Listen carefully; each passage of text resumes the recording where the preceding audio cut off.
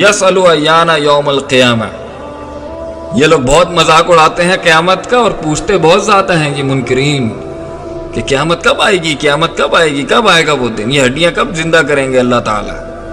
تو اللہ فرماتے ہیں فَإِذَا بَرِقَ الْبَصَرُ، اب ہمیں یہ جواب دینا چاہیے ان کو، جس دن آنکھیں جو ہیں وہ پتھرا جائیں گی، وہ ڈائزلڈ ہو جائیں گی، وَخَسَفَ الْقَمَرُ، اور چاند جو ہے وہ اس دن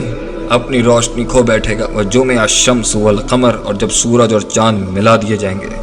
يَقُولُ الْإِنسَانُ يَوْمَئِذٍ أَيْنَ الْمَفَرُّ، تو انسان کہے گا اس دن بھاگنے کی جگہ کہاں ہے، کہیں ہاتھ چبا رہا ہے،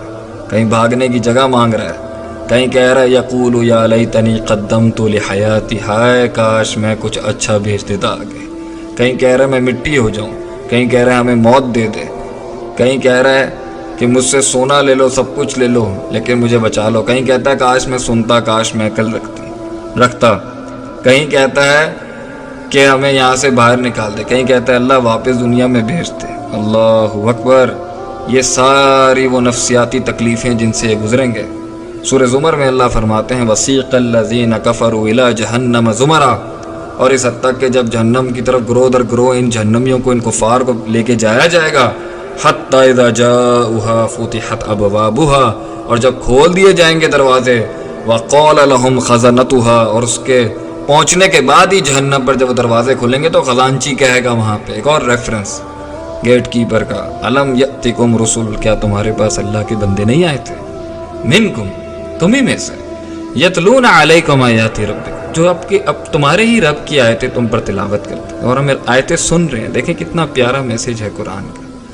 وَيُنذِرُونَكُمْ لِقَاءَ يَوْمِكُمْ هَذَا، وہ تمہیں ڈراتے تھے اس دن کی ہولناکیوں سے، قالوا بلا، اور خاموشی، وہ کہیں گے ہاں آیا تھا، وَلَكِنْ حَقَّتْ كَلِمَةُ الْعَذَابِ عَلَى الْكَافِرِينَ، اور کافروں پہ عذاب کے کلمے سچ ہو گئے۔ سوچنے کی بات یہاں پہ یہ ہے اس دن کیا ہوگا ہمارے ساتھ، اور ہم کن پیٹی ایشوز اور چھوٹے معاملات کے اوپر اپنا ایمان بیچ دیتے ہیں، اپنی زندگی داؤ پہ لگا رہے ہیں آخرت کے مقابلے میں۔ اس دنیا کو ہم نے کتنی ترجیح دے دی ہے، اور ہم ڈپریشن میں چلے گئے ہیں صرف اس بیس پر کہ ہمیں کسی نے چھوڑ دیا ہے، کسی نے ہمیں محبت نہیں دی، کسی نے ہم سے بات نہیں کی، کسی نے ہمیں امپورٹنس نہیں دی، محفل میں ہمیں سینٹر آف اٹریکشن نہیں بنایا گیا، یا میں ساروں انسانوں کا بادشاہ نہیں بن سکتا۔ یہ کوئی غم نہیں ہے میرے بھائی، ہمیں چاہیے کہ ہم اللہ کی ناشکری نہ کریں، جو ہمیں مل گیا اس پر خوش رہیں، اور ان ہولناکیوں سے،